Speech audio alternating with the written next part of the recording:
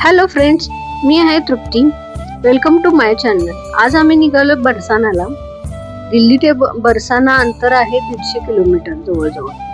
आणि मुंबई एक्सप्रेस वरून जावं लागतं. अलवर म्हणून एक शहर आहे. एक्सप्रेस वरून डाव्या साईडला पलवाल व कुंडली लागतं. पहिल्यांदा कोकिला वन म्हणून लागतं. तिथे 3 किलोमीटर आत शनी मंदिर आहे. श्रीकृष्णाने शनिदेवांना त्यांच्या तपस्येवर प्रसन्न होऊन कोकिल रूपामध्ये दर्शन दिलं होतं. ते खूप सुंदर मंदिर आहे. कोकिल वनापासून नंदगाव 3 किलोमीटर अंतरावर आहे. नंदगाव मध्ये पण नंदबाबांचं मंदिर आहे. ते काय आम्ही बघितलं नाही. नंदगाव ते बरसाना अंतर 1.5 किलोमीटरचं आहे. मग रंगील महाल येतो. त्याला लागूनच कीर्तिमा मंदिर आहे. खूप सुंदर मंदिर आहे. दुपारची वेळ असल्यामुळे बंद होतं मंदिर, त्यामुळे आम्ही पुढे गेलो. बरसाना मध्ये एंट्री करून आम्ही कमानीच्या मेन गेट पासून लेफ्ट साइडला श्री राधा राणीच्या मंदिराकडे निघालो.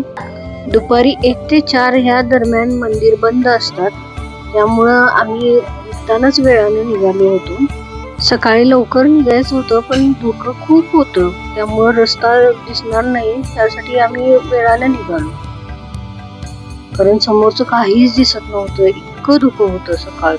आता इथे गाडी पार्क करणार. गाडी पार्क करून आम्ही बाईकवरून मंदिराकडे निघालो. मंदिरात खूप गर्दी होती. खूप म्हणजे खूपच गर्दी होती. तुम्ही बघू शकता दर्शन कसं झालं आमचं. दर्शन घेऊन खूप छान वाटलं आम्हाला.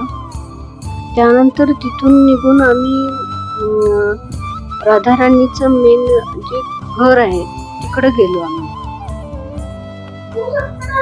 हे नंतर बनवलेलं होतं.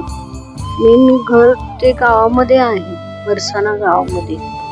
हे राधाराणीचं जन्मस्थळ, मेन घर. इथं आम्ही दर्शन घेतलं.